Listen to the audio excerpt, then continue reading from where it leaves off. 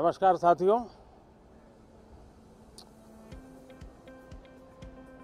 दो 2023 का वर्ष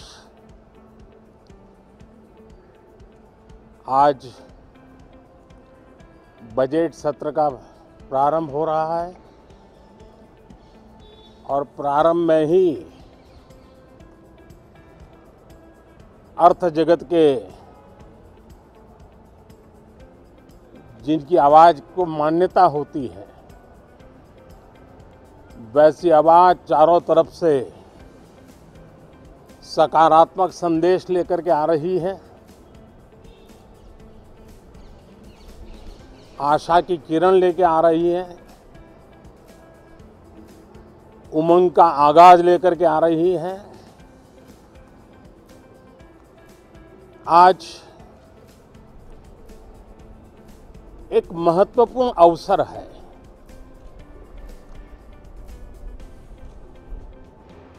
भारत के वर्तमान राष्ट्रपति जी की आज पहली ही संयुक्त सदन को वो संबोधित करने जा रही है।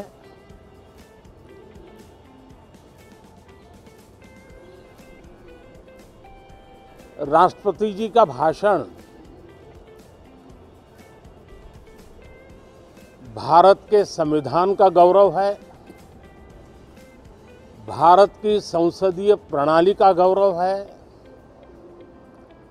और विशेष रूप से आज नारी सम्मान का भी अवसर है और दूर सुदूर जंगलों में जीवन बसर करने वाले हमारे देश के महान आदिवासी परंपरा के सम्मान का भी अवसर है। न सिर्फ सांसदों को, लेकिन आज पूरे देश के लिए गौरव का पल है कि भारत के वर्तमान राष्ट्रपति जी का आज पहला उद्बोधन हो रहा है और हमारे संसदीय कार्य में गत 6-7 दशक से जो परंपराएं विकसित हुई हैं, उन परंपराओं में देखा गया है कि अगर कोई भी नया सांसद जब पहली बार सदन में बोलने के लिए खड़ा होता है तो किसी भी दल का क्यों न हो, जो पहली बार बोलता है तो पूरा सदन उनको सम्मानित करता है, उनका आत्मविश्वास बढ़े उस प्रकार से एक सानुकूल वातावरण तैयार करता है। एक उज्जवल और उत्तम परंपरा है।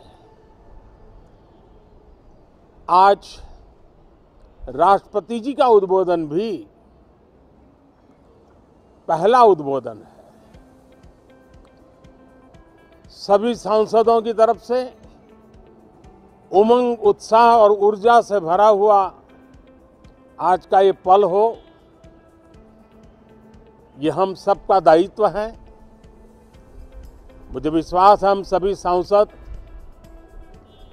इस कसौटी पर खरे उतरेंगे। हमारी देश की वित्त मंत्री भी महिला हैं। वे कल और एक बजट लेकर के देश के सामने आ रही है। आज के वैश्विक परिस्थिति में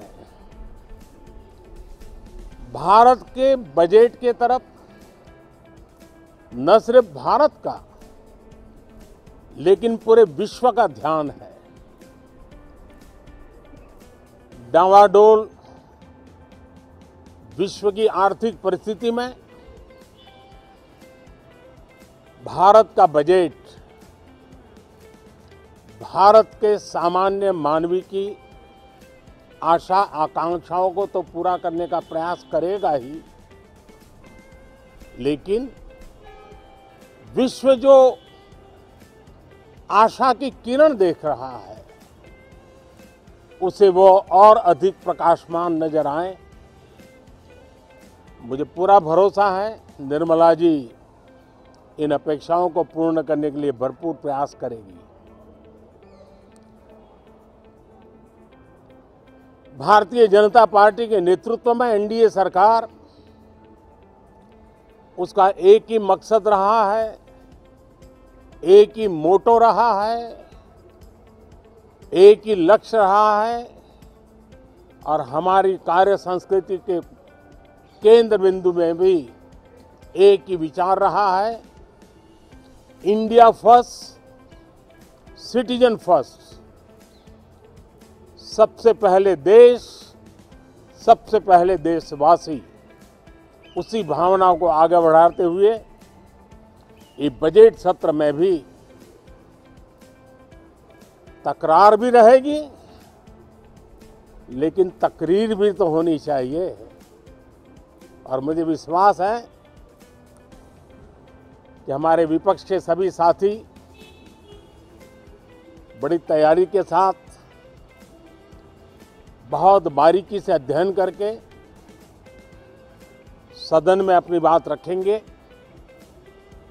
सदन देश के नीति निर्धारण में बहुत ही अच्छी तरह से चर्चा करके अमृत निकालेगा, जो देश को काम आएगा।